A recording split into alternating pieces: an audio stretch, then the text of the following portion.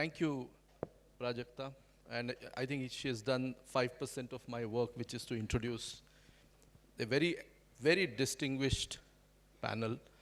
Probably I'm the oddest person out in the sense that the subject we're going to talk about, I mean, I don't somehow fit into that groove in some way. But I mean, I was just thinking about the kind of reporting all of them have done and all of them continue to do. This is phenomenal. And I think the last 1 year that this country has witnessed some of the finest reporting. I mean, so I completely agree with Abhijit that the story is not about doom and gloom. I think there are some people who are standing up, putting up a fight and doing what a journalist ought to be doing, what a reporter ought to be doing, within the resources, within the time and energy that they have.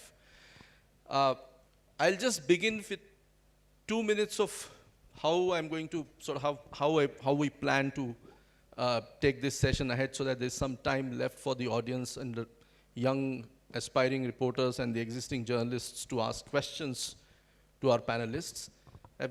We'll keep our discussion to about an hour. It's an hour and a half long session, so I'll keep the discussion to about an hour, split into 3 or 4 sub-themes within the investigative journalism broad theme. And then maybe towards the end, all of them can kind of leave us with a last submission or a comment like that. So I think probably that will leave the audience with some 15, 20 minutes of questions to be asked.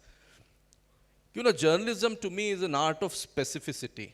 I was always told in the 90s when I joined the field, it's an art of specificity. We don't deal with information that is information as we understand today, or content creation that we are so kind of fond of hearing from the YouTubers, social media influence, etc. Journalism is probably more profound. We don't deal with information, any information. We deal with credible information, and we deal with information that is verifiable. So if you read stories done by most of them, you will know where's the source, what is the source of their information, where is it coming from. And it's a credible source, it is verifiable. So anybody can go and verify if that information is accurate or not. So within that, I think I'll start first thematic area within our discussion I thought would be to really talk about the process of investigations, process of investigative journalism, and how that process then leads to stories, the kind of stories. So maybe I would request, starting with Poonam. Poonam, I'll start with you first, because this is one story, the electoral bond story, that probably was the first story that came out in a sense that we all knew about something was shady. We were all groping in the dark until, something big came out. And the thing is, what happened afterwards is a different story. That the governments would try to, the political parties would try to kind of brazen it out, so to say. But how did it begin? What was the process? Let's talk about the process of how does an investigation begin? How is it different from, say, the typical criminal investigation? What is a journalist seeking? So with your anecdotal example, if you could walk us through the process of your investigations, and then how did you all put it together? So we can start from there, and then probably in the serial order with Nitin, because Nitin has been a journalist almost 30 years, and critical journalism, extremely fabulous body of work. Huh? All right, sorry, but that's, I mean, probably we are survived the profession, yes, and is leading a very important collective work. So I think from Poonam to Pratik, we'll move that so that I speak less, and then you get more time to speak. Thank you, Jaideep, and congratulations in the journal for this second such big conclave, and my best wishes to all of you. And thank you for inviting me and making me sit with such brilliant journalists here. So the question with Jaideep you have asked, it's a long answer. It's not a short answer, but I'll try to be concise, and I've spoken about it multiple times on YouTube interviews and all that. See, investigative journalism is a lot to do with your gut. It sounds a bit weird, but that's the truth. Because, as he said, that all of us knew there was something wrong with electoral bonds, something which we were not able to put our fingers on. But when the scheme came, the discussion was this, that is the government really going to keep the name of the donors anonymous? That was the first question that surfaced in my mind, my editor's mind at the Quint. And we were looking for a specific answer to this question. That's how it started. So when we investigate, one thing you should always remember, you should be clear in your head that what you are starting with, and then just go with it. Don't close your mind, be open to other things also. So it's always, when you peel, just the way you peel an apple or anything, it's a layered thing. Investigation is not one layer and you're done. You need to keep on peeling, and that can happen only if you're curious about it. So the one thing that is very important for if people here is aspiring to be an investigative journalist, curiosity. Curiosity kills the cat, and that's where I suffer. I get curious and then there's no end. One is curiosity, then is persistency. If you're persistent, then you can keep working on it. That's exactly what happened with electoral bonds. I did stories initially. Everybody told me, whosoever I met in sources, that everything is good, everything is fine, we are not keeping any number, nothing is hidden about it. The anonymity will be maintained. The bank is not noting down anything, and I bought the bonds, because of curiosity. I had done 2 stories before that, and my editor was saying, oh, fine, there's nothing. But when it was being sold, then I told him that why not to buy one bond, it's just for $1,000. It doesn't take much, and as a citizen, I just go and buy it. So I went to the SBI Bank in the Delhi Parliamentary Street branch, and the entire process was like, that why are you buying? And maybe my appearance was not so corporate. He said, a girl coming from nowhere asking for a bond, buying 1,000. I was being grilled technically in a way, like 10 questions by the manager of the bank. And then I said, sir, I'm just buying a bond. I want to donate someone. What's the problem? So he said, no, I'm just asking, curious about it. I said, I'll buy and I just donate whatever. So when I came back, this thing was very unsettling for me. Like, why the hell I was being asked so many questions, as if I'm doing some sort of crime. This thing didn't let me, settle. And I told my editor, sir, everything was fine, but this process was not something which I was sure. So when I bought the bond, I saw it in every possible way. Koi number to nahi hai, kuch hai ki nahi, anything hidden about it or not. So the bond was simple. But then, the curiosity didn't die, and my gut was, you can say gut, intuition, whatever, whichever name you say. I said, let's do one last thing, forensic test. Coincidentally, prior to when I bought this bond, I went to one lab, Truth Lab, for some other work. So I knew that, getting it done forensically test would not be difficult. I knew the people, so I just offered to my editor. He said, fine, go ahead and get it done. But journalists also, they count, they ensure that every penny is worth. So getting forensic test was also a little costly. So I said, sir, I'll not make you spend money. Let me just go and talk to them first and then see. So that's when I went to the lab. I first requested them, can you check, is there anything on the paper which is not visible? So since I knew them, they first tested it and then said, there is. Mm-hmm. The feeling was like, boom, you got it. Mm. So that's give the kick. Like people like us, and I am sure Nitin also, when Nitin is working on investigative story, his team, the kick you get when you unravel something is unparalleled. You will never get that kick by doing any new story, because hundreds of people are doing. But this is something you have unraveled. So that's the beauty about investigative journalism. It gives you frustration, but when you get the jackpot, you are on the 7th heaven, cloud 9, whatever.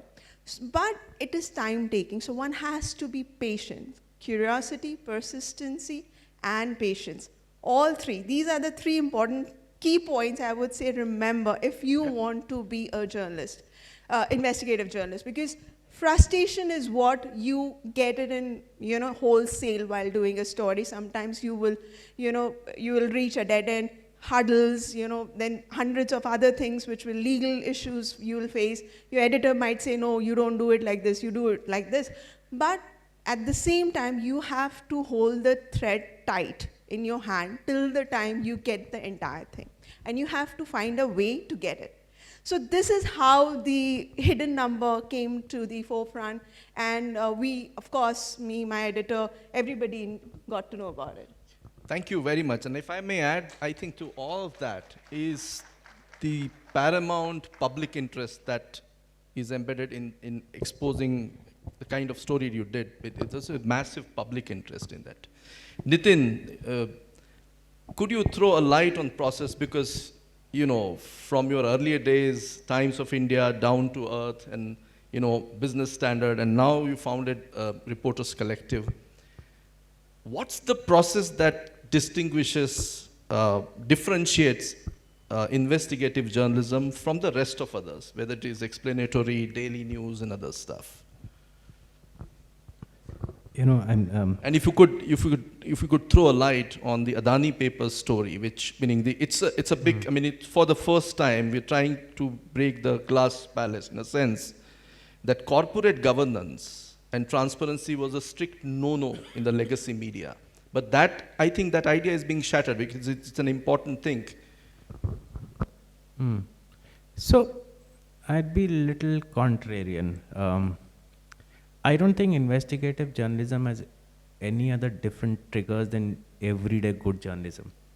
At the end, to me at least, I feel what is more important, and for all good journalism, is that you have a moral framework in which you say, maybe this law or this thing is legalized, but does it work for the society at large? And if you have that moral imagination, then you start questioning everything, whether the law or the constitution calls it right or wrong.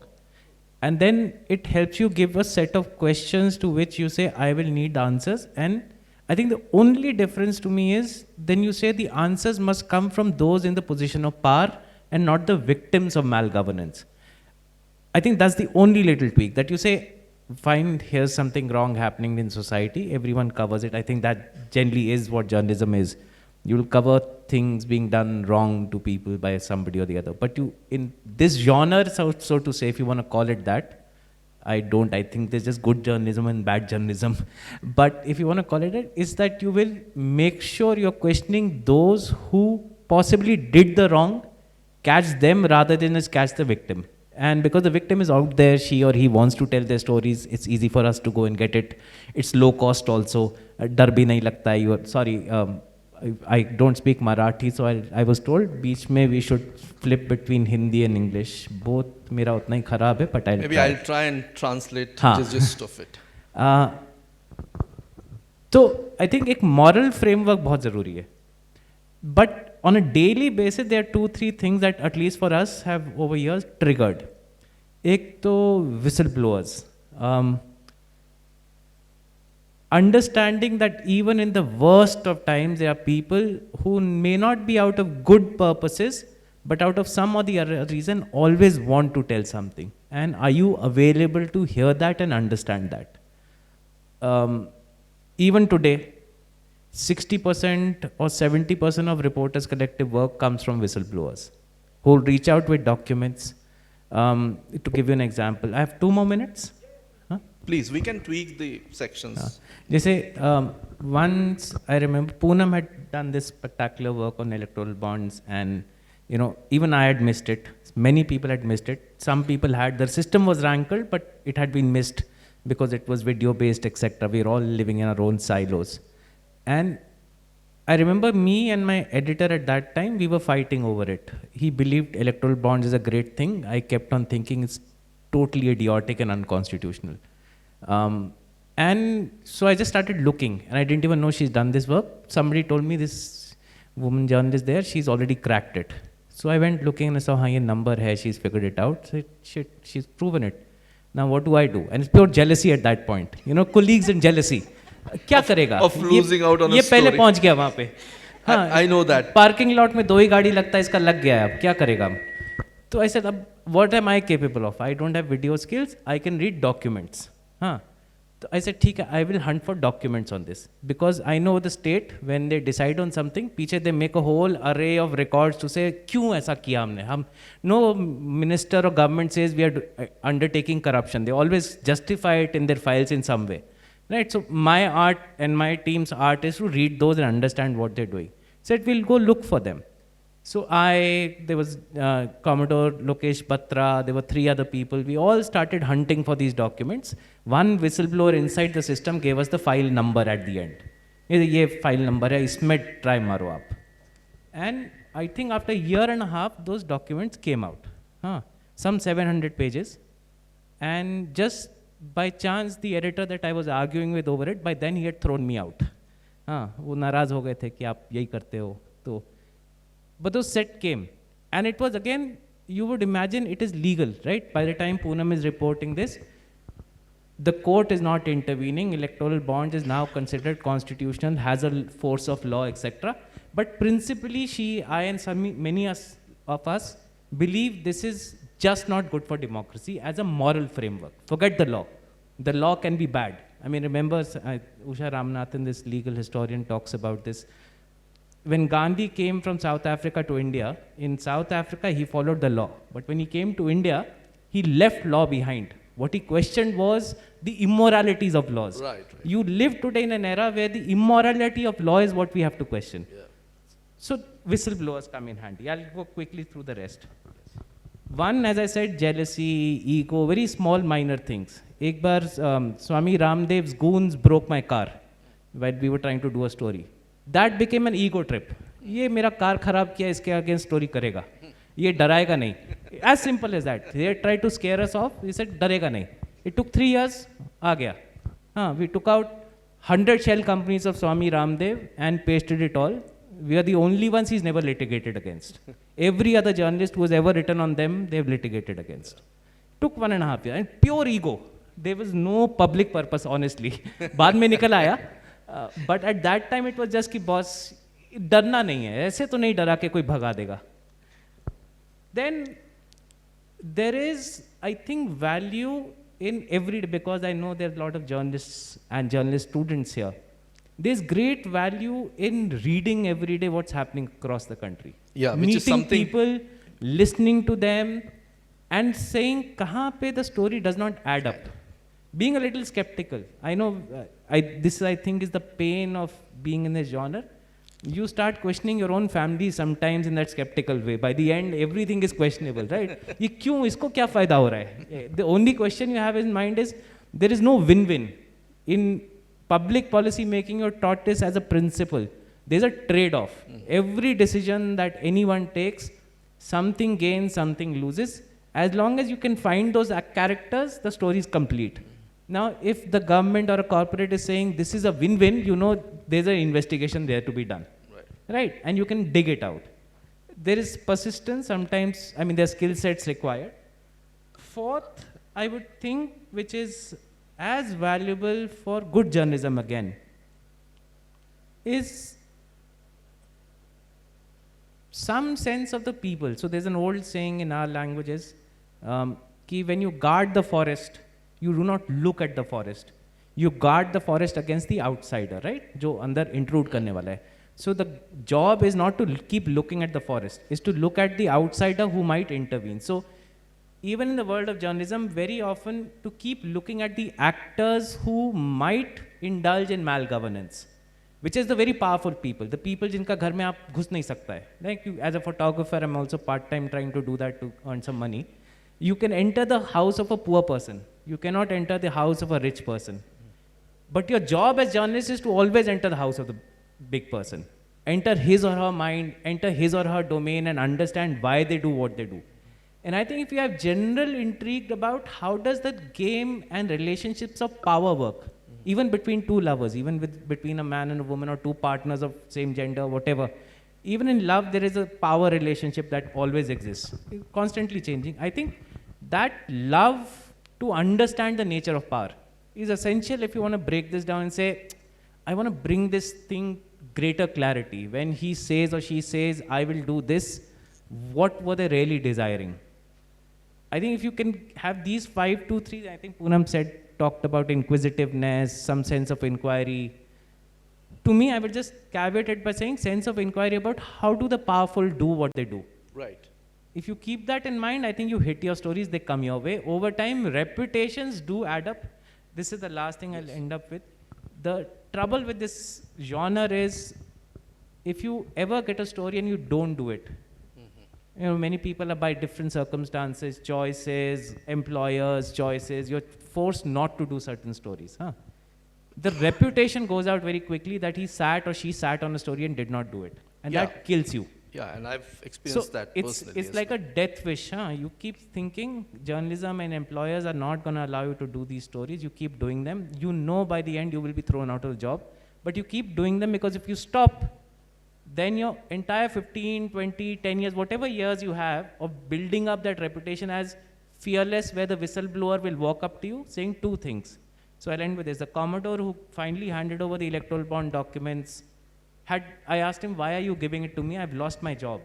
I was jobless by the time he handed these to me. He said 2 reasons. 1, everyone says you never killed a story and you fought your editors for it. 2, you read papers. So I said, this is unique. He said, no, I've checked. In journalism, very few people are reading papers. You can read papers. Yeah. So sometimes it's as idiotic as that. As simple as saying certain integrity of saying something will come, you will not let go like a dog. 2, that you will interrogate it with the best attempts and skills that you have. Thank you, Nitin. That was insight. I think what we can do is really squeeze 2 or 3, silos into one, because I think it doesn't interrupt the flow of the speaker. Coming to Pratik, I know I've known Pratik from his Nagpur days, and very few people know that he began as a commercial pilot and thought that it is better to hit the skies through journalism than actually flying a machine. And I don't know whether it was good or bad, but I was certainly curious, and he's done some fabulous work. Pratik, to you, I specifically want to ask, just to change the tone of discussion, they have set the context. For you, what has been the process like? You have been a reporter, you still report, do great stories. What's your process? And friends, young friends here, what these guys are saying is it's not a film or a 30-second reel. It's a painfully laborious work, sometimes spanning a year, 6 months, and that's why I say that while reels and content creation is a great thing, and there could be viral videos that can fetch 1 million views, but this is substantive. This is not about viewing, this is about commenting about structural things, structural anomalies that affect our lives. So Pratik, can you take off from the question and with maybe an example of a story you did? I mean, my friend from Sakar is sitting here, so I don't want you to brush on that, but you can still comment on another story and tell us what the process like for you.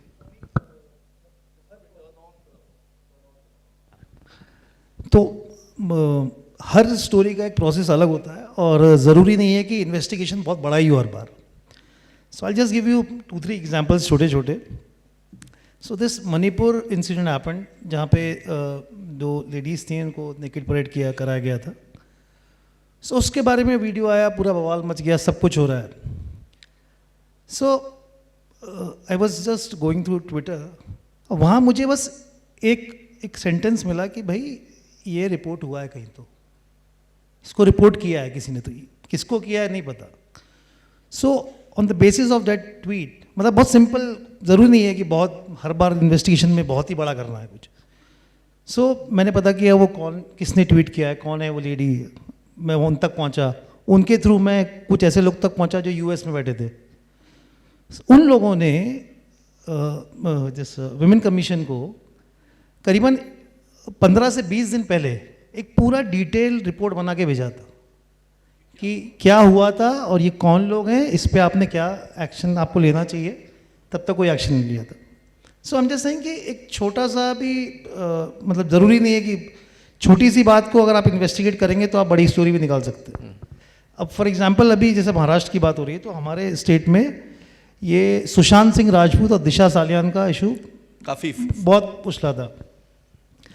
तो उसमें आप देखिए कि इतना fake news circulate हो रहा था उस वक्त कि अगर कोई भी अगर बंदा सोचेगा कि यार इसमें सच निकालना तो कोई बहुत बड़ी बात नहीं थी उसमें। तो सबसे बड़ा फैक्ट तो ये है कि Disha Salian was never the manager of Sushant Singh Rajput. वो कभी उसकी मैनेजर थी ही नहीं, वो मीडिया ने क्रिएट किया और वहाँ से वो बात बढ़ती चली गई। तो वो लोग जैसे कुछ न्यूज़ चैनल्स हैं ऐसे, रिपब्लिक है या बहुत टाइम्स नाउ भी था उस वक्त, तो वो ऐसे स्पीकर्स को लेके आ जाते थे वहाँ पे जो कुछ भी बात कर रहे हैं, जिनका कोई रिलेवेंस नहीं है। कोई बिहार में बंदा बैठा है, वो थियरी बना रहा है। तो जैसे भी इन्होंने बताया कि एक गट फीलिंग होती है कि ये झूठ बोल रहा है या कुछ गड़बड़ है इसमें।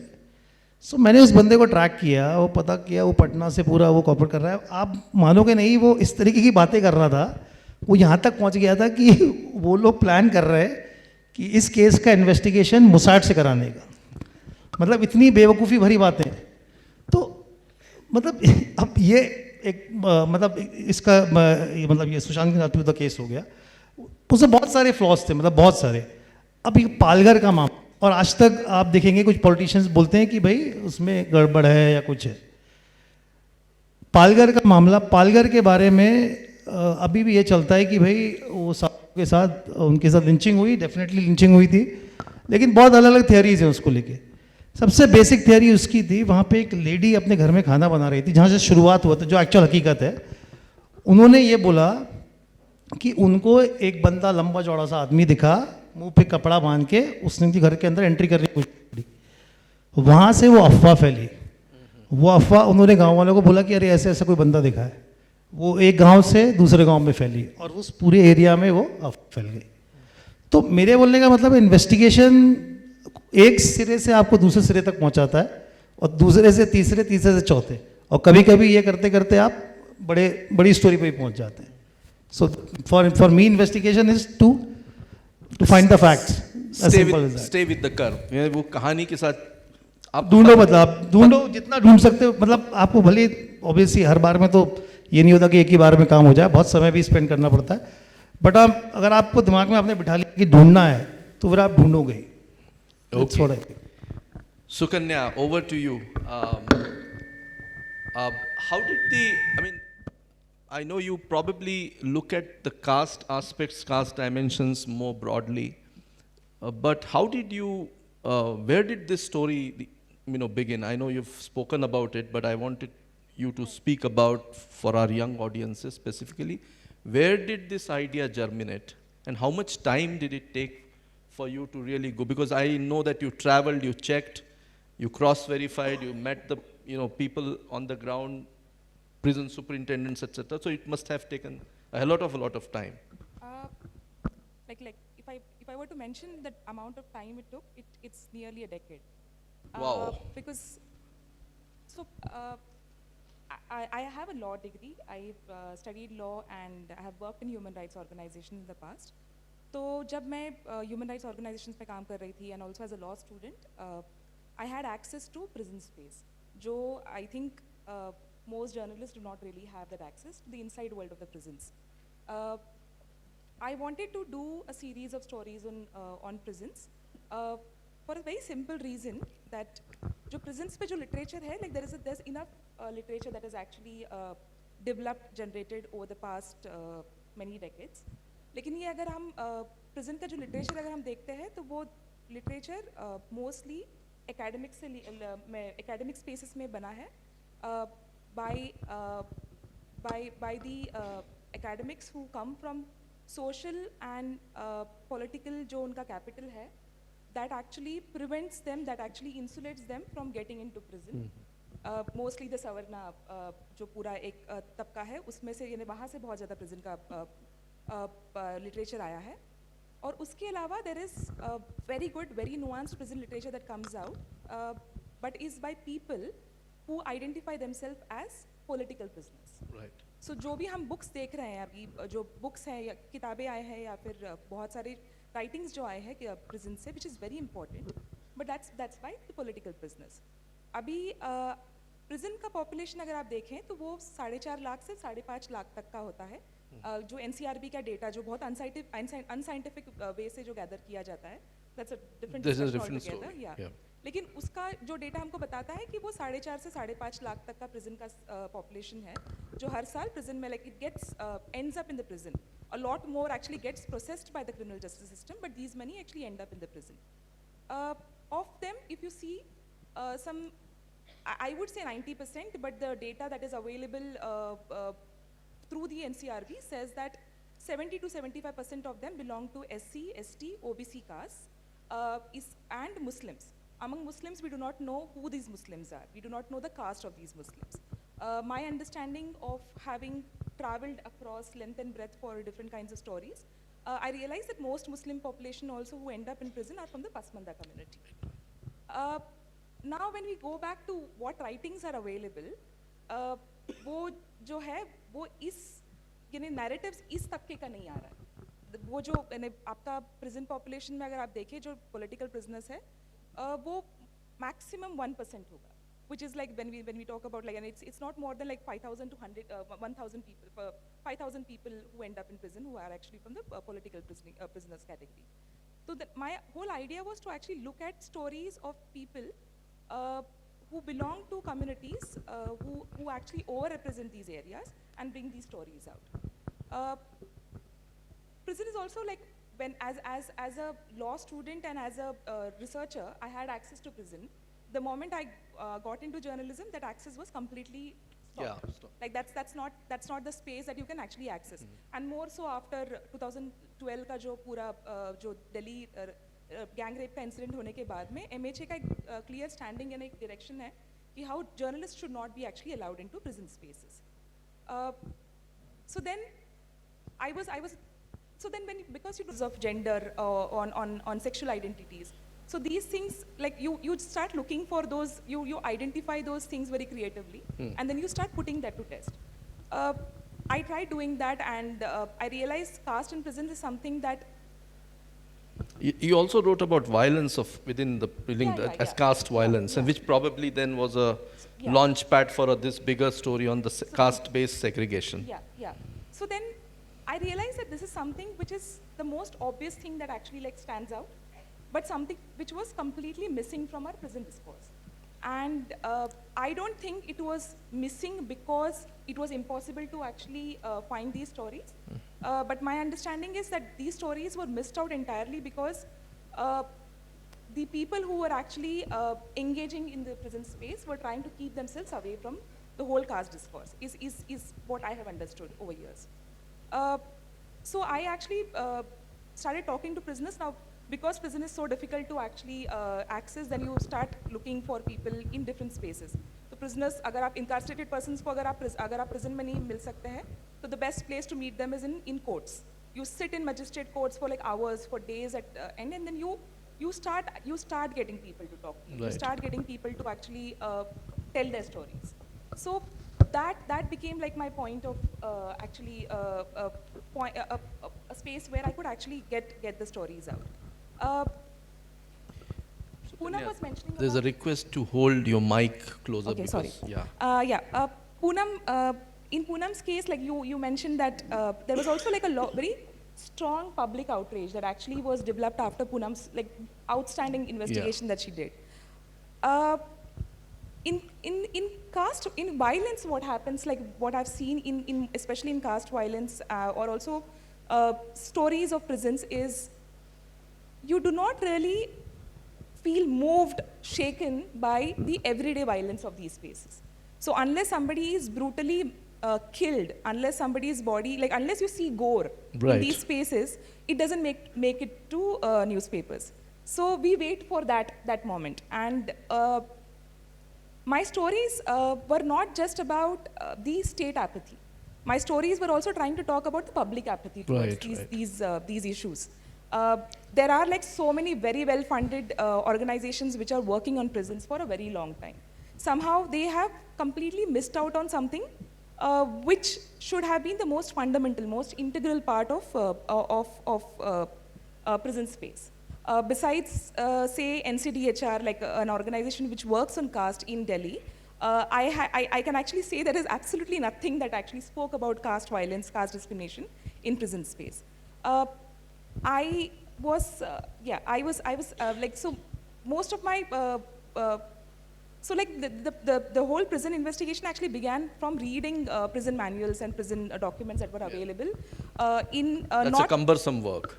it is definitely a cumbersome work because these manuals are not available for Public people behind bars, definitely not for us. So to actually gather manuals of across of all states, and prison is a state subject. Yeah. So you do not really have like one uniform manual that is actually followed in all the prisons. So getting these manuals, reading, culling out information which is specifically relevant for the kind of reporting I was doing. So it took me that much time, and also like I had to travel across different states. Like for this one particular story, I did travel across 8 states. The travel spanned around like some 2-3 months, and I had to like write that story over a period of 6 months.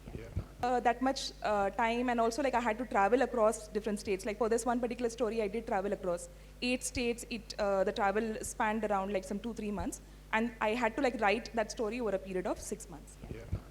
Super. मित्र, नुसतंच प्रबोधन करणं हा एक महत्त्वाचा पत्रकारितेचा आयाम आहे, जे आता सुकन्या बोलली, पण त्याच्यासाठी स्वतःचा अभ्यास हा त्याच्या मागे, म्हणजे कुठल्याही अशा पद्धतीच्या रिपोर्टिंगमध्ये स्वतः खूप सारं वाचन करणे, शिकत राहणे, अभ्यास करणे हा त्याच्या मागचा हे असतो. बऱ्याचदा बरेच पत्रकार नव्या विषयांकडे जातात, जशी पूनमनी इलेक्टोरल बॉन्ड्स, ती स्वतः त्या बॅकग्राऊंड, तिला त्याचा बॅकग्राऊंड माहिती आहे, किंवा नितीनला एन्व्हायरमेंटपासून तर वेगवेगळ्या विषयांची माहिती आहे, ती माहिती असून त्याचा सातत्याने पाठपुरावा करणे आणि अभ्यास करत राहणे, पुस्तकं वाचणे हा त्याच्या मागचा, म्हणजे म्हणण्याचं तात्पर्य असं की 30 सेकंदांच्या रील्स बघा, पण अशा पद्धतीची पत्रकारिता करायची असेल तर ही पक्क डोक्यात ठेवून घ्या की प्रचंड वाचन, प्रचंड अभ्यास, प्रचंड मेहनत आणि प्रचंड फ्रस्ट्रेशनच्या थ्रू या स्टोरीज तुम्हाला मिळतात. प्रतीक, I've been an admirer of all of your work, but specifically you, because probably Nitin and I, we are from before the arrival of the mobile or that kind of journalism. And probably ये ना बहुत ज़्यादा हो गया, वो इतना बूढ़ा बोल रहा है, आप कितनी बार तरीके से बूढ़ा बोलेगा. पर सही है, सच भी है. I just want to remind ourselves where we stand in the group. Please don't take it otherwise, you are very young. Pratik, I want to ask you not just one story. I mean, alt news is kind of a model, and it's the pace at which you work. I mean, I told you I want to write a story on you, and the intro that I have written, this thing, they don't stop because they won't stop lying. That's something like that. I mean, the thing is, it's almost like you are the fake or misinformation slayer of sorts, and the time that you take in investigating the fake news, circulated videos. I don't want to go into the details of the philosophy of the fake news and why it emerges, but I strongly believe that as legacy media have withdrawn from public education, from asking difficult questions and following some of the basic truths of political social life of modern day India, I think that gap has been filled by YouTubers, influencers who may not have an editorial judgment और a moral universe, as Nitin rightly pointed out. इसके लिए एक ethical dimension भी लगता है, journalism में ये सब आता है, moral universe आपका क्या है.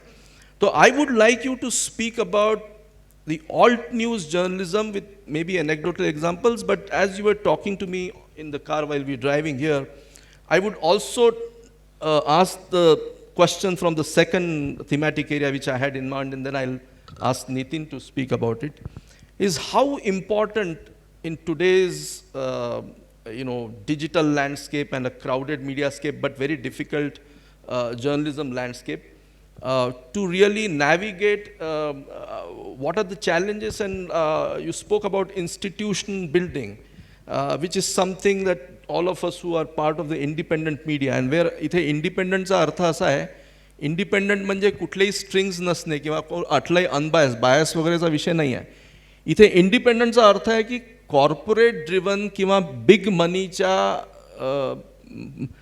काय म्हणतात त्याला, त्याच्या बंधनातून सुटलेला जो मीडिया आहे, ज्याला लोक सपोर्ट करतात, मध्ये People's Archive of Rural India असो, ज्याचा मी भाग आहे, किंवा रिपोर्टर्स कलेक्टिव्ह असो किंवा ऑल्ट न्यू असो, अत्यंत सामान्य लोक या पद्धतीच्या जर्नलिझमला, या पद्धतीच्या मीडियाला, म्हणजे या पद्धतीच्या रिपोर्टिंगला सपोर्ट करतात. त्याच्यामुळे त्याला इंडिपेंडंट आम्ही म्हणतो. इंडिपेंडंट म्हणजे काहीच कोणाशी संबंध नाही असतं, त्या अर्थाने नाही. So if you can comment on the process of alt news, and then also in the same vein talk about the importance of institution building, the challenges we confront today in building an institution without big money, meaning without the support of a advertisement driven, or without the support of this corporate money that is become the part of the legacy media today. The basic instinct based on which alt news was created was, both Zubair and I used to spend a lot of time on social media, and both of us are trained as engineers. So this is before 2014 elections. My earliest fact-checking stories are before 2014 elections, where Subramanian Swamy, for example, put out a photo saying that this is from Bangladesh, and Hindus in Bangladesh are being beaten up like this. And there were a bunch of hateful comments under that. So, it's not that the kind of work that alt news does needs a lot of engineering skills, but just because I was an engineer, I knew that there's one particular technique which is called reverse image search. It is a very simple technique. Any one of us can do it. Doesn't need any great skill to do it. But it was just that back in 2012-13, I don't think the Indian mainstream media journalists knew how to do it. So I checked, and I found a article in a Bangladesh daily which said that this is a fight between two political parties, and it does not have a religious angle. So that is how the journey started. And then from 2013, eventually alt news was started in 2017.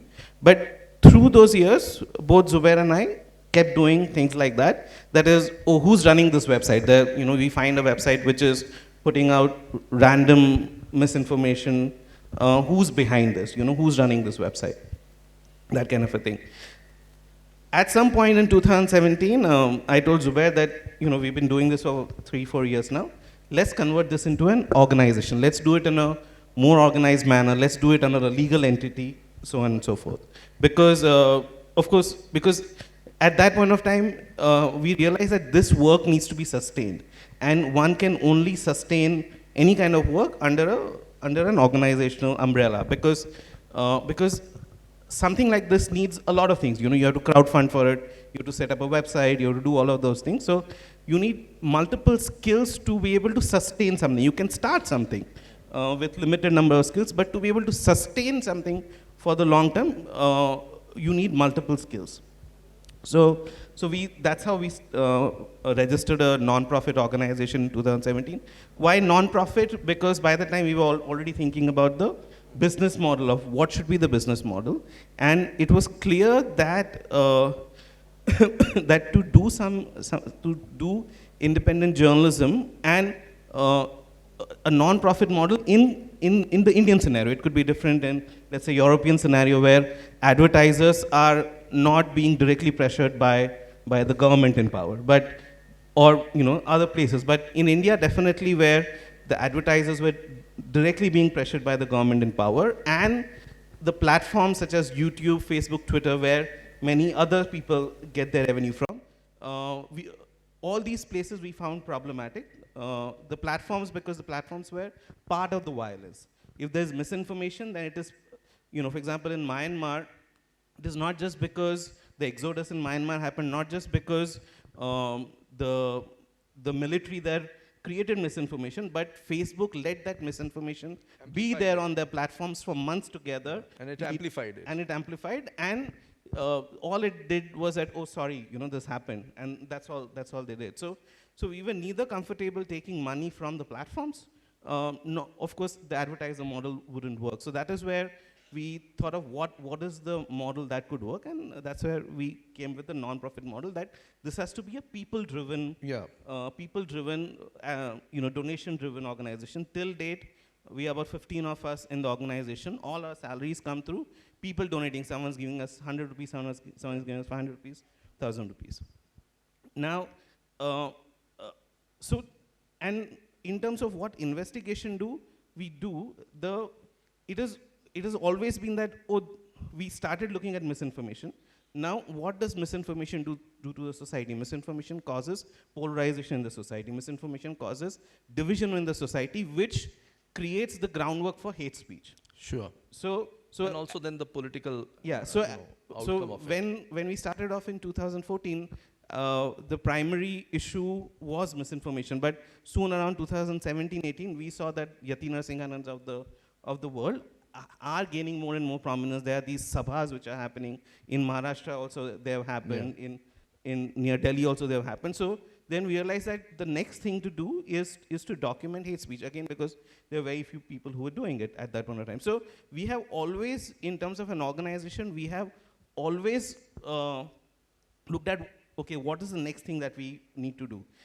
Along the same journey, we realized that journalism, we were looking, because I'm coming from an engineering background, so we were not just looking at this as, we are looking at journalism as a tool. It is, my complete identity is not of a journalist. I continue to be an engineer, and I continue to be an activist as well. My parents were activists all their lives. So for example, when we do a story, someone has been wrongly arrested for बोल दिया कि पाकिस्तान जिंदाबाद बोला है, किसी ने arrest किया. So then we also go and contact the local human rights groups, local, कहीं PUCL से contact कर दिया, किसी से contact दिया, देखो ये हो रहा है, कुछ करो इसके बारे में. So we also do that. So we also, as an organization, we also look at ourselves as someone who's looking at a issue which is a social issue, it's a technological issue. Right. It's an issue which is affecting different spheres of life, and that we want to deal with the issue. And journalism is a tool to deal with the issue. One of the tools. One of the tools. So then, we also go and teach in colleges. Because just doing journalism is not enough. You also have to teach. So that is the basic instinct of the organization, that, oh, this is what is needed next to deal with this issue, which is the information disorder. And that is how the organization has progressed. Yeah. Thank you, Pratik. Nitin, I want to come back to you because of the. Thank you. That was awesome. The thing is, looking at the challenges we face as independent media, challenges of accessing information. There's a lot of information in you. You still kind of have to read go through the classical techniques of dealing into the papers. But does the digital age provide some advantage for for us to kind of look at investigative journalism or look at information? And what are the challenges within that? Meaning, is mining data now a new skill that journalists need to have in order to crack stories or connect the dots? So, and also you run an institution. Do you agree with Pratik that institution building is also, we cannot go on if this is just an individualistic. We don't know what kind of financial models will evolve, but I want you to synthesize these 3 or 4 points: institution building, challenges we face today in a digital age. Do we look at collaborations as a way forward? And also, do we need newer skills also, like data mining? And then I would want Poonam to look into that also, the same thing. Let me try and answer. I think 3 strands you touched. 2-3 strands. Digital, Yes. like the business of journalism in the current age. I think these are 2 main strands that you perhaps wanted to talk. But before that, I was looking at the audience abhi. Normally I don't look up when I'm talking, but it's quite stunning to see so many people even wanting to hear what journalism is these days. So thank you so much for being here. Yeah, big shout out. ये दिल्ली में नहीं मिलता इतना लोग बात करने को. आधा डरा हुआ है, आधा वो पोल्यूशन की वजह से आता नहीं है. मैंने सुना दिल्ली में सुनने वाला नहीं मिलता है. वो पता होता है उसको क्या बोलना है, कौन क्या बोलेगा, उसलिए आता है. तो it's very nice. Thank you आपके शहर में आने के लिए. Digital wala is a more complicated answer. Let's try that. Unlike many, I love digitization because it has brought certain amount of democratization into the hands of कौन journalism कर सकता है. एक टाइम था, एक क्लास था, एक कास्ट था जो 2-3 कास्ट, 1-2 क्लास का लोग ही जर्नलिज्म कर सकता था. They were the brand, they held the capital, they had the social capital, they had the networks. Just like, again, if you look at the parallel of what digital cameras have done, just like it broke the monopoly of the dark room and allowed everyone to be a photographer, good, bad, ugly, whatever. But it democratized the space. I think digitization has done that. From say 20 years ago, our fossil era that you keep.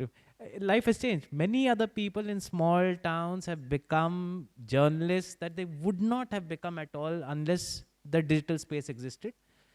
It is noisy, but you know, democracy is noisy.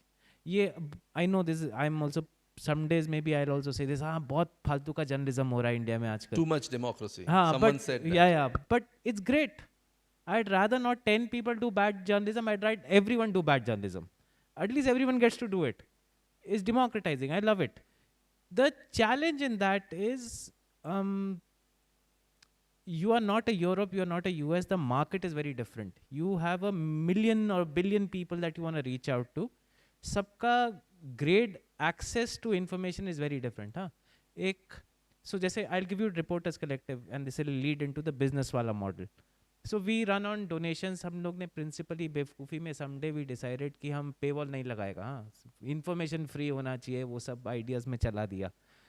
अब my first donor came to me कि पैसा दे क्यों तुमको, तुम तो free में दे रहा है. तो but ठीक है, at principle you started. The challenge is say on average, and this is because we're all somehow friends of journalism, Reporters Collective has 7 to 8 people that work full time, another 5 to 7 that work part time with us, right? We produce 2 investigative stories on average a month. Our cost per story is 5.5 to 7 lakh rupees minimum. Is the costliest story in the country by far, I can promise you, including foreign papers, right? Because that story will damn well take 2 months, 6 months, 9 months. Kya karega? Yeah. Right? But for a person who's reading it, the person who wants to donate to you, there's a certain class which can afford to donate. It has the least interest in donating because they can buy themselves out of the malgovernance by paying money for their services. Right? Everything comes to them by paying services, so they don't value this journalism much. Is the poor, the marginal who needs this journalism most, who can pay the least for it. So you're looking for a very small bandwidth of good-hearted people with some public purpose, with money in their pocket. And at least we keep saying, I am asking you to pay not for yourself, but pay for 100 other people to read. Because when you pay, you're making sure others ke liye I can keep it free. It's a small bandwidth. Then there's a challenge which is an industry-wide challenge. Say, I call ourselves boutique shops. एकदम छोटा-छोटा boutique shop है. 2-2 गुलाब बेच रहा होता है road side पे हम लोग सब. उसको मराठी में दुकान बोलते हैं. हाँ, दुकान एकदम वैसा ही हम लोग, मतलब प्रतीक, आए, न्यूज़ मिनट, वायर, ये सब ऐसा ही लगता है मुझे. Because if you look at my entire newsroom budget is less than what my editor used to single-handedly earn 8 years ago. The shit he produced was different, but I can say it point blankly. I have no shame for that. But that's the budget on which I'm operating. So my colleagues are fantastic people, right? But we are now fighting for a small pool. This is like, you know, can I use 1 minute or less? Yes, 1 minute लीजिए. Like if you've seen slums के सामने जब वो water tanker जाता है, हाँ, you see poor people के पास पानी नहीं आ रहा है क्योंकि illegal colony बोल दिया जाता है तो supply नहीं देता है, फिर tanker भेजता है. When you send tanker तो लोग लड़ता है उस पे, right? क्या करेगा? उपाय नहीं है. पानी उसी टाइम आया है सबको जिसको चाहिए. अब you become about survival. We boutique shops are like that. You know, वही 50 डोनर है बेचारा. सब लोग उसी पे जा रहा है और फिर आपस में ही लड़ रहा है. हम कहें नहीं उसका 100 रुपया मुझे देना, तुम उसको लास्ट टाइम उसको दिया था, इस बार मेरे को दो ना. Right? So there's a shrinking pool of resources. And even shrinking, it is even smaller Some amount get for calls, investigations. some get calls, some get notices, tax Right. notices. ज़्यादा वैसे भाग जाता है बेचारा. उनका भी क्या करे, गलती नहीं है. I mean, they didn't have to go through this just to donate to stupid journalism, but होता है. तो उसमें the pool is shrunk, right? And we are in that time of digital democracy and noise where lot of us are doing these boutique shops. And India needs a lot of them. I think if we are 100, we need 2,000 more. There's enough space to do more. But the business model is that eventually, like it happens in all businesses, I'm a failed chartered accountant, so I keep going back to that. Eventually it will consolidate. Eventually, either somebody will come and aggregate and consolidate and take over these verticals. Say, I do specialized text-based investigative journalism, some kind.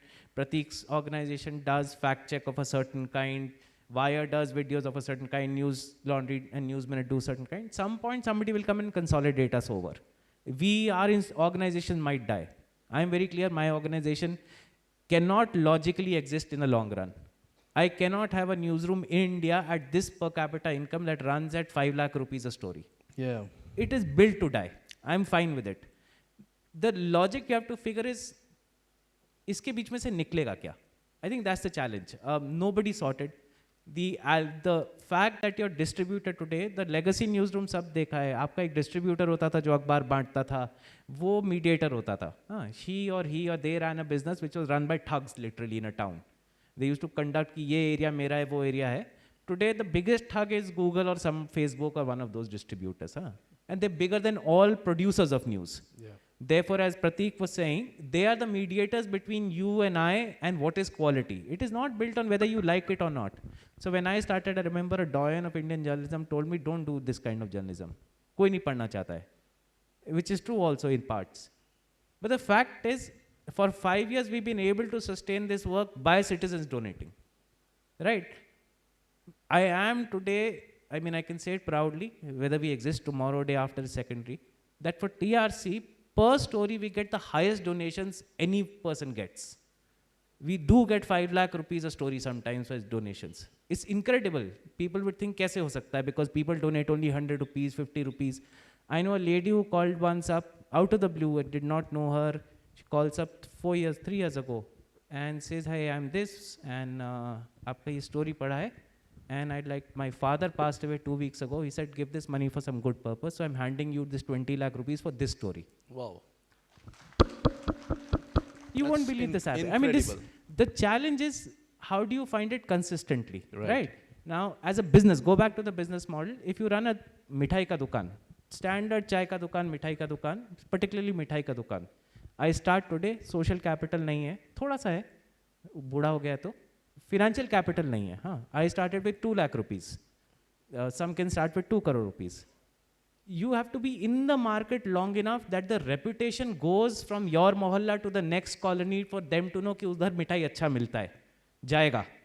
Now, standard business model, you have to survive for 3 to 5 years at this scale, grow a little more, and hope that if you only reach somebody in Pune, tomorrow you will also reach someone in Nagpur. Nagpur guy will tell some cousin somewhere else and they will donate a little more. The ability to stay in business, which is what Pratik was talking of, the ability to stay in this business and saying how much will you compromise for that. So say me and my colleagues who are younger than me, I am quite fine, I don't do YouTube and all. I told them, look, our readership is always going to be low for text, should we do videos? Yeah. They refused. The young people, 25 to 30, they said, no, because if we do that, that is lucrative. Because I can every day do a YouTube channel, it will seem like I'm getting instant gratification, log aa raha hai, dekh raha hai. And I can stand up every morning and say, Musalman nahi marna. Aaj ke desh mein, even saying this is seen brave enough. Yes. Hai na? This is also journalism. Base principles of humanity of journalism today. I can survive by that. So there'll be a certain lot of you who will say, these are good principles, I will pay him 100 rupees for this. That is not the journalism that really works. Information, whatever, questioning the powerful, all that. So they refused. And we all sat together. That's the only notion we are collective, otherwise we are not. We sat together and said, क्या करेगा अब? मरेगा इसमें तो. And everyone said, ठीक है, देखा जाएगा. So, and I keep saying, you know, if we did a little one more YouTube, maybe we'll last 6 more months or 2 more years. I'm saying, chalega. Now I know, maybe, God forbid, we shut down day after, we'll regret. We did not do this trade-off. Maybe I could have done one YouTube channel program a week. Right now they refuse. Like my young colleagues have this power over me now. They say, nahi karega. Tum jo kar lo, nahi karega. And I keep saying, boss, I am the old man. You are the young people. They're like, no, we don't like to show our faces. Ye kaam nahi ho sakta if we start showing our faces. Right. So there's a business trade-off which has to be thought of clinically. And unfortunately, journalism has for very long been led by upper caste and elite who thought the business idea of journalism is not good. वो लाला करता है, हम सिर्फ journalism करता है, देश बचाता है, ऐसा नहीं होता है. हाँ, I think that understanding that I am my own entrepreneur, I am the working class. I do not want to write columns to survive my next 30 years. I do want to do this journalism. There's a cost, and there's a business model that may not work out today, but eventually, if not me, somebody else will sit on our shoulders and do better. Thank you. I know the audience is wanting to ask questions, but on the same note, with a different kind of addition to the question, if you can ask, because they have spoken about I institutions. think, Jaidev, we have spoken a lot. बहुत ज्ञान दे दिया हमने. I think I want to know who all, like, in No, the so audience. I'm opening up that. No, no, in a, I just- in a bit, but just I just want to see how many journalists are here. Could you please raise your hands? Working journalist, aspiring, both of you, raise your hands. Quite a lot, like, and how many of you actually want to be investigative journalist? Honestly, ऐसे खाली बोलने के लिए नहीं उठाना हाथ. So a few here, a few there. Okay. Now your question is about the. No, I want to ask a question within the challenge of digitization in the digital world, where the new kinds of surveillances, new kind of regressive regimes are going to pose a challenge for investigative journalism. Because it's not just even public is now, if you look at the Twitter things, even common public is coming at journalists very sharply. If you can comment on that, and Pratik, if you can comment on that as well, and You're Sukanya. talking about the challenges faced by journalists, right? Investigate. Many challenges. Like, let's, abhi bolne ko shuru kara to khatam nahi hoga. But, To be crisp, I'm sorry. Yeah, I mean, if but- I were the so organizer, I would have. I'll just say one thing, that today a journalist is not actually scared of the risk they face while doing the story. The repercussion of the story is far more in our heads, which is criminal case. Second is being trolled by you know whom. So because, and I feel personally, I have reached a stage, and many of us, that अगर troll नहीं हो रहे हो ना किसी story के लिए, तो शायद काम ढंग से नहीं किया तुमने. That's why you're not being trolled. But trust me, no matter how much I say or any of us here say कि troll से कोई असर नहीं पड़ता, it doesn't affect us, झूठ है. It does affect you when you're being trolled by thousands of people for 3-4 days consecutive. Like, what crap are you doing? It's a complete distraction. But the rule or the mantra to that is that ignore them, and they'll go quiet after 3-4 days. उनको दूसरा target मिल जाएगा, वहाँ चले जाएंगे. So this is one challenge which most of you will face if at all you are getting into something which rubs the government on the wrong side. Secondly, the best thing when you do investigation, just keep in mind that whatever you write, every word should be backed with proper evidence. You are sorted. So these are the two things I would say then when it comes to challenges and the risk hai, lekin when you are backed with evidence and you have enough proof, you have read your documents, you have video or documentary evidence, you have nothing to worry. That's the mantra which I follow at least. Pratik. मैं एक example लेके बताऊंगा. हम लोगों ने एक story की थी इसी साल में पॉलिटिकल फंडिंग और रेट्स को लेके. तो मतलब उसमें एक पैटर्न था पिछले 5 साल में कि ईडी और आईटी की रेट पड़ती थी, जिस कंपनी में पड़ती थी वो कंपनी बीजेपी को डोनेट करने लगती थी. तो ये एग्जांपल है, ऐसा है कि उसके बाद जब ये स्टोरी हुई तो बहुत लोगों ने तारीफ भी की, लेकिन जो ट्रोल की बात करनी थी ये, तो इंटरनेट पे बस टारगेटिंग होने वाली बात रहती है कि हाँ भाई ये तो कांग्रेसी है. ये मतलब अभी हमारा प्रॉब्लम ये हो गया है, हमारा जो भी ऑडियंस है, जो भी लोग इंटरनेट पे हैं, वो लेफ्ट और राइट, उनके लिए जर्नलिस्ट, अगर समझ लीजिए मैंने कांग्रेस के खिलाफ स्टोरी कर दी तो वो बोलेगा कि अरे ये तो भाजपा ही है. भाजपा मतलब जर्नलिस्ट का काम स्टोरी करना है, वो ना भाजपा से मतलब है ना कांग्रेस से मतलब है, ना वो लेफ्ट है ना वो राइट है, वो रिपोर्ट कर रहा है, फैक्ट्स रिपोर्ट कर रहा है. तो मेरे को लगता है कि अभी जो डिजिटाइजेशन की बात चल रही है, तो उसमें एक जर्नलिस्ट को कलर करने का एक बहुत ही गंदा ट्रेंड है जो बहुत कॉमन हो चुका है अभी. तो मुझे वो फील होता है उस चीज़. Sukanya, your comment. Since they have actually covered a lot of challenges that one faces in the online spaces, some of the challenges that I have actually noticed over the past few years is, so the kind of journalism that I do, it's human rights reporting, going on the ground, doing stories, and accessing information mostly from the ground. one thing that I've seen is like complete death of fact-finding missions. Like I have been a part of a lot of fact-finding committees and like so small group of human rights organizations, activists, journalists going together and doing these fact-findings in different areas. Over the past few years, I've realized that जो fact finding के लिए जो teams बनती है यानी specially अगर आप central India जा रहे हैं, अगर आप बस्तर जा रहे हैं, अगर आप गढ़चिरौली की तरफ जा रहे हैं, तो आपको एक देखने का आपका एक नजरिया, उनका एक नजरिया हो जाता है कि like you will immediately be actually branded as a Naxal supporter, a Naxali. So वो जो पहले बहुत यानी चीज़ें आप आसानी से करते थे और वो यानी आपका एक रिस्पॉन्स होता था कि ये अगर कोई कहीं पे कोई वायलेशन हुआ है तो आप उसमें एक इकट्ठा जाकर आप चीज़ें उसमें फाइंड आउट करेंगे, वो अभी पॉसिबल नहीं है. Another thing that, so that's one of the biggest challenges that I've actually seen in the past few years that has actually picked up, and I think it is becoming a big challenge. Yeah. Let me open up the floor. If there are questions, maybe Prajakta, how are we doing? Like how much time we have for Q&A? We do have another 10 minutes, so Okay. yeah. So if there is, if there are questions, is there mic being circulated there? I think someone is raising their Maybe hand just on be that very side, yeah. crisp. Okay, one on this side and the guy sitting behind. Yeah. Okay, we have several Hello, hands hello. being Question is raised, Vichara. yeah. Yes. So my name is Ajay.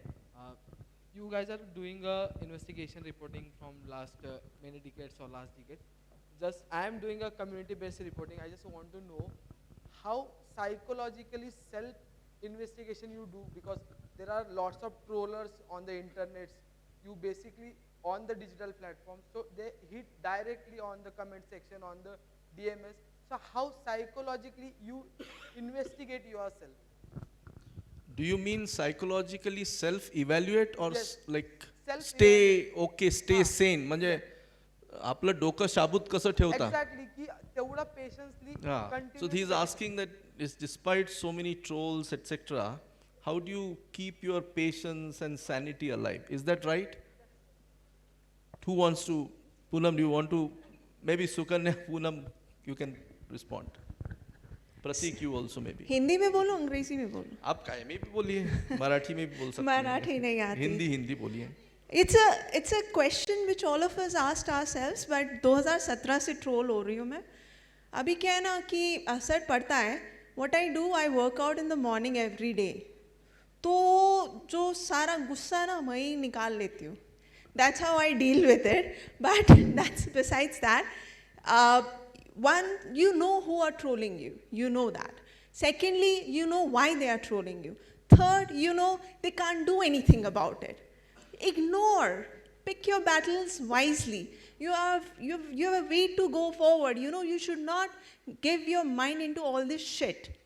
It does affect. ठीक है, करने दो troll. करते रहेंगे, it will end. So silence is the best mantra. Quiet. Be quiet. Don't engage with them, because the moment you engage with them, they will understand that it's affecting you. And the moment they know that it's affecting you, their purpose is solved. So just don't engage. Go ahead with it. But this is something you learn in years. It doesn't come immediately. Because सब चीज़ों पे agree कर रहे थे तो I thought थोड़ा सा इस पे डिसएग्री कर रहा हूँ तो बोल देता हूँ. हाँ. सो क्योंकि हम लोग बूढ़ा हो गए जगदीप और मैं. 2005 में ना आई गॉट किडनैप्ड वंस. हाँ. एंड मिलिटेंट ग्रुप ने किडनैप किया था. सो थोड़ा टॉर्चर वॉचर में one of the boys got little high, so he put his gun in the mouth, and he was a very educated person, otherwise was a MSc in maths, but whatever his life had taken him that direction. तो वो AK-47 के आगे bayonet लगाना होता है, तो he put the bayonet in the mouth, and amongst everything else he suddenly in the middle of the night after beating, torturing, ये पूछता है, so you like journalism? And मेरा तो जान सूखा हुआ है, मतलब I have been beaten up 2 दिन हो गया है, एकदम बुरा हाल है. बट रात को अचानक कोल्ड स्टोन पे लेटे हुए पहाड़ में I looked up and like ये क्या क्वेश्चन हुआ, मतलब एट दिस पॉइंट इतना 2 दिन से आप पिटाई कर रहा है, उसके बाद पूछ रहा डू यू लव जर्नलिज्म. तो अब I don't know what is the right answer, because this guy is trigger happy, और वो AK-46 का ट्रिगर इज वेरी सॉफ्ट. वो मजाक में भी छूट जाता है कई बार, and I have seen this happen in our areas. तो मेरा डर लगा कि हंसेगा तब चल जाएगा, गुस्सा हो गया तब चल जाएगा. And I've already been shitting in my pants. Truly, honestly, physically was shitting in my pants. And I don't know what is the right answer. It's days after when we got back, and I did not know. Actually, the answer in my head was nahi karna hai. It's quite scary. But then you say, theek hai, matlab, you signed up for it. Right? So, troll, if you compare to this, is nothing. The poor chap has 240 alphabets जिसमें वो अपना life का frustration निकाल रहा है, probably because he or she got 2 rupees for it. क्या दुखी होगा? No, not even that. Let me correct that. 2 rupees भी नहीं मिलता, वो भी चला गया है. मतलब कई लोग तो एस्पिरेशन में ट्वीट कर रहा है कि देख लेगा तो 2 रुपया दे देगा. अब how do I get angry with that fellow? I have pages and internet space to keep writing for 25 years. He and she has to be jealous of me. It's not, there's quite likelihood, actually should be modest. There's a fair likelihood one of them is as intelligent and as capable as you are. Maybe your social privilege got you into journalism, the other person does not. So if she or he is not physically threatening you, say sometimes that happens, they've threatened my family, we've got those kind of abuses, those are worrisome. You don't want your family, your kids' names being taken and them being abused. But rest ठीक ही है यार, 280 alphabets, 240 alphabets में is that chap is getting his day off. इतना क्या stress लेना? I mean, there are bigger things in life to go on. I mean, at some point, this is where I disagree. Sometimes I think journalists have turned this into a game in itself. मैं troll हो रहा है, फिर victimhood भी आ जाता है. It's part of the package, man. It's part of the package. It sounds very horrible, right of center nonsense. If you are a soldier, you're standing on the border, there's a fair chance somebody will shoot at you. If you're a journalist taking on the powerful, there's a good reason why they will come after you. If you don't like it, get out and do something else. To some point, we journalists should stop cribbing about the risks of this. ठीक है, it's horrible, we should not get it. But you take on the powerful as ants, you take on the elephant and you think the elephant will not hit you back is illogical. प्रतीक भाई, आप respond करना चाहेंगे? Because आप दोनों के खिलाफ तो police cases और सारी चीज़ें ट्रोलिंग पे ही नहीं बचा है. How do you respond to young man's question? कैसे पेशेंस रखते हैं आप? एक तो बोलना चाहूँगे 2 रुपये से बहुत ज़्यादा बना रहे हैं लोग.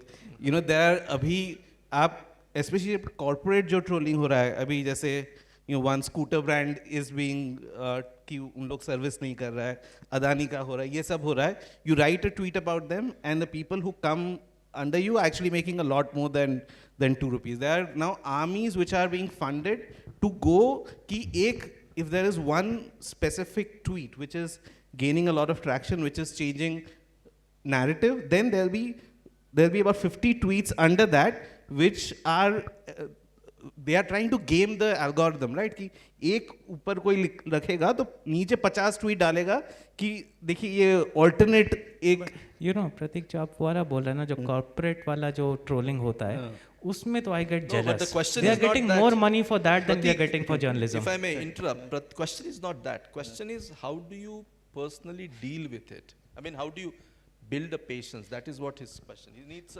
your. As Nitin pointed out, होना ही है. So you know that there will be legal challenges. मान के चलो होना ही है. मान के चलो होना ही है.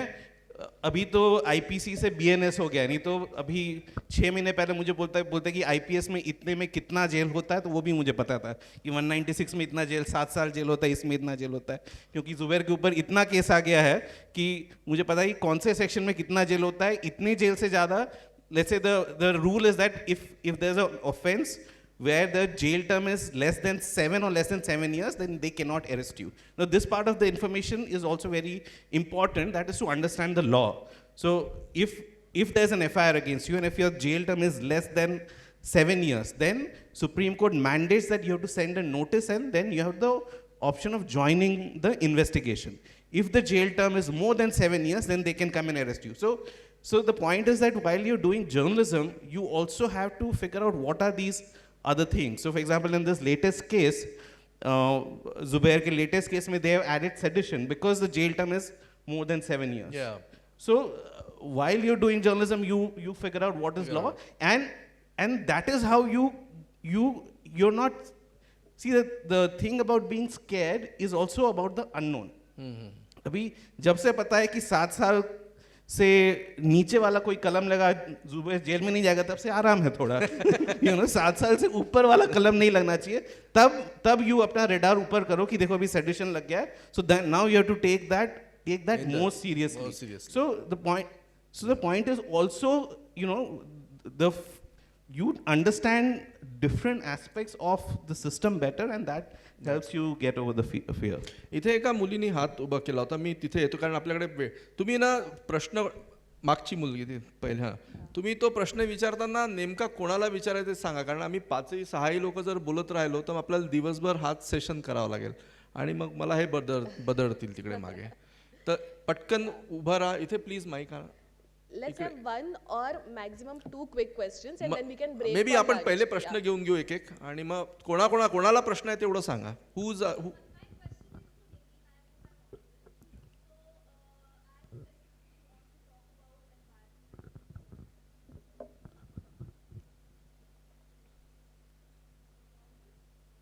सुरू करा भाई. Yeah. Okay. So my specific question is to Nitin about environmental journalism. I am an aspiring environmental journalist. My name is Tara, and I am based in Pune. And as we looking at the current context, I see very less people are bothered about environment and climate crisis, even though most of them are facing the impacts of it. So would there what in your what would be your suggestion of how can we make environmental journalism from a niche topic to probably a mainstream topic? That would be एक minute, हा Nitin you इकडे, हां इकडे mike द्या. Just one more question, please. Yeah. इकडे इथे कॉर्नरला. खूप सारे प्रश्न नाही घेऊ शकणार, आपले स्पीकर्स राहणार आहेत, तर काही लोक मग सेशन झाल्यानंतर बोलण्याची वेळ आहे ना, कारण Definitely, ब्रेक आहे. definitely. We can. I have to apologize to all of They you. would love to talk to everyone. Yeah. That is why being a moderator Hello. is not a, being a journalist is better than being a moderator. That is my takeaway today. My name is Utkarsha. So I have one question for Sukanya Shanta. Sukanya. That it's very difficult to working as a woman as a journalist. Sometimes we have to work means we have to travel alone. Then there is a family also. And if you are taking the truth outside from the jails, have you handled the challenges and have you faced them? I want to know that as a woman. Okay. Then one here, the front, You can ask maybe a little louder. You can speak loudly. To Sukanya, okay.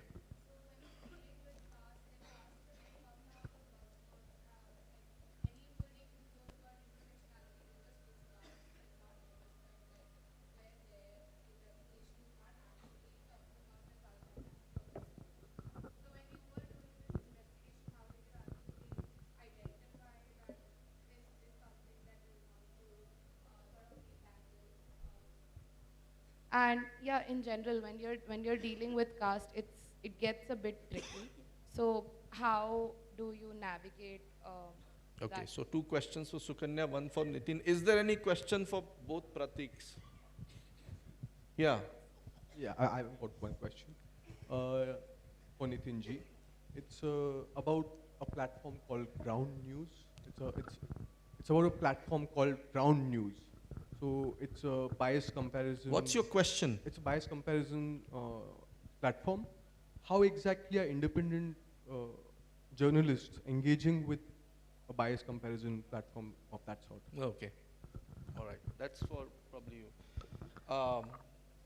Yeah, I think. Okay, I think yeah, we'll I take think, yeah, these we take answers these first, and then questions we'll see how much time we are left with. Yes. If not, then we can yeah, request we can them to. interact post-session. then, All yeah, right. definitely. Yes, Sukanya, you go ahead, please, and then maybe. So I will try to answer both the questions together. If I've understood your question right, you What? wanted to understand as a woman journalist how I navigate this space, and also you asked specifically about prisons, right? How did you navigate that difficult? Meaning, what's the challenge in? I don't think my gender actually did cause me any kind of trouble in that sense. If you start looking at incarcerated people as deviants, as somebody who we have to feel scared of, somebody we should not be accessing, somebody who are inside for having committed some of the worst kind of crimes and not looking at them as humans. I think then the challenges actually become like, then you actually come across all those challenges. If you start humanizing these spaces, if you start understanding, first, like I need to actually mention that almost 70% of our cases ends up in acquittal. And while the state would want us to believe it is because of poor investigation and not because people were wrongly implicated, I would say like it's not the case. Most people end up in prison because of the identities that they come from, because of the criminalized identities that historically criminalized identities that they belong to. Like, so many people actually end up in prison because of that. I don't think my gender has actually, I have actually personally felt that my gender has made it difficult for me to navigate these spaces. And coming to your question, I do agree that caste has definitely become a buzzword, more so after Rohit Vemula's institutional murder. Like we do understand that like caste has actually become one, but I think although it has become a buzzword, I just feel that like, okay, finally people have woken up to understanding and accepting caste as an important aspect, and which has been missing for a very long time. I would still think that say that like it is good, like we are actually engaging, and in engagement, like then you actually look at like it in a more critical, in a more in a way that you understand, like you sift through and you know like what to actually take out of it and what to actually accept, what to reject. So you learn it over time eventually.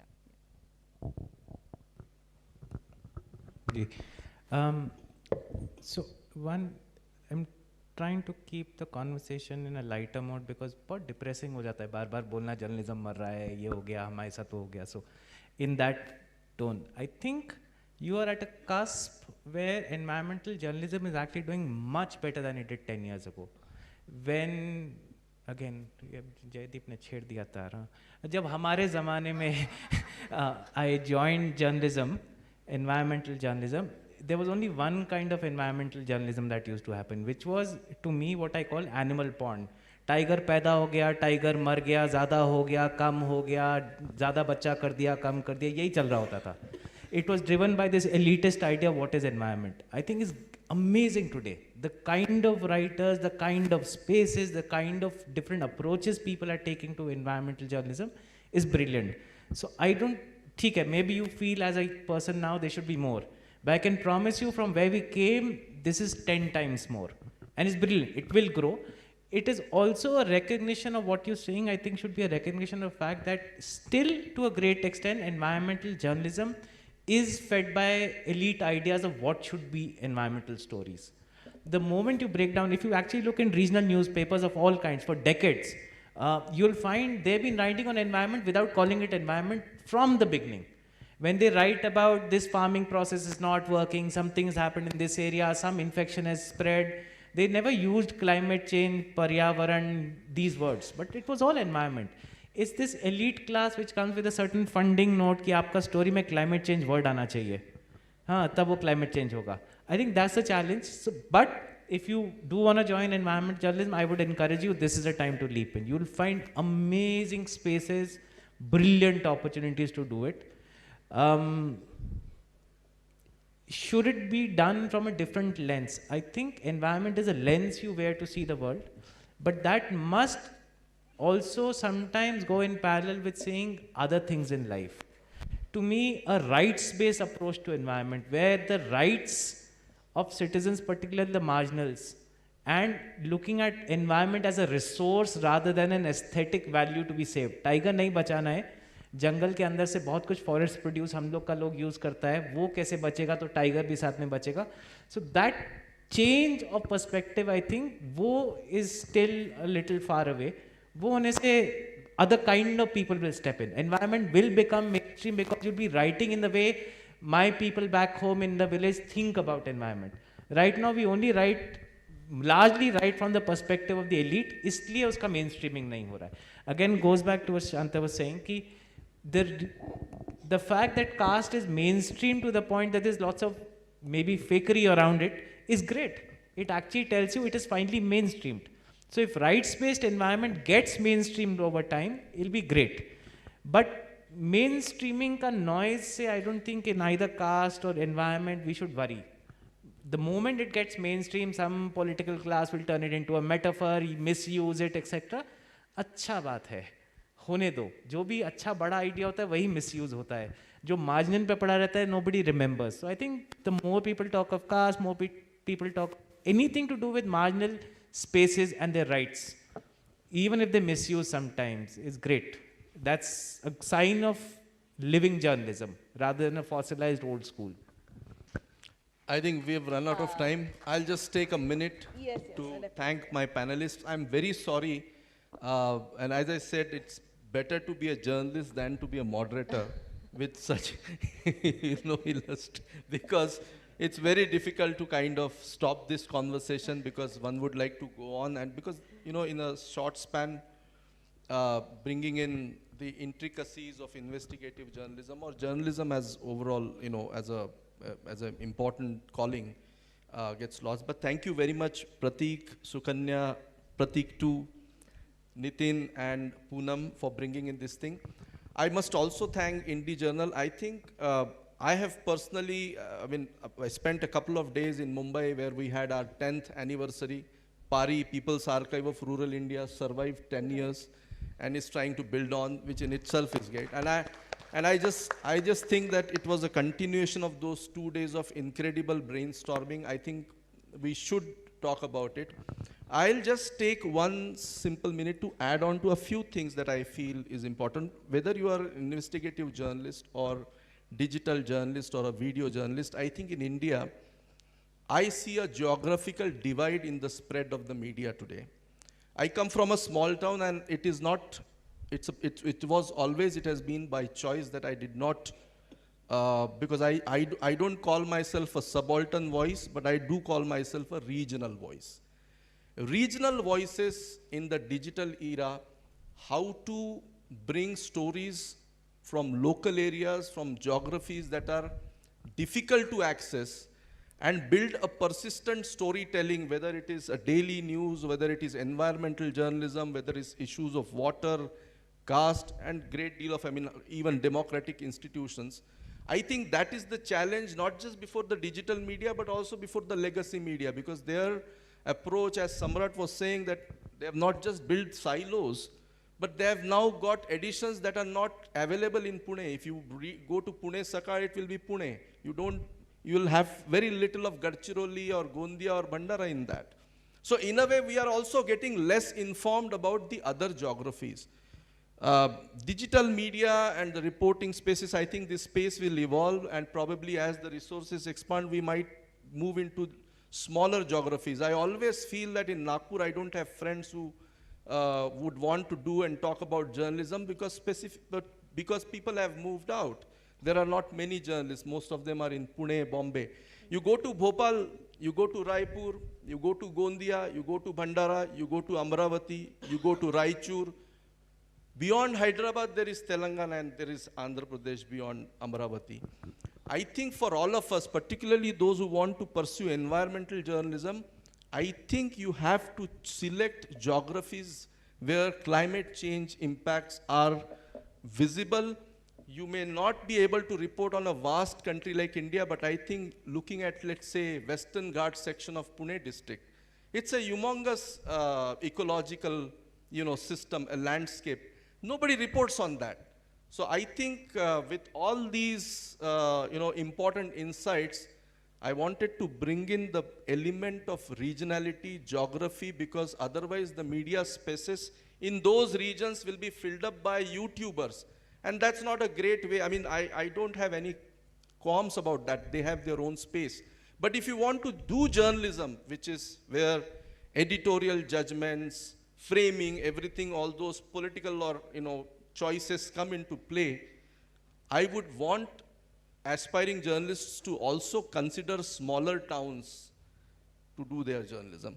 Thank you very much, Indie Journal. Thank you, all of you, for being patient with us. Thank you so Thanks. much, sir.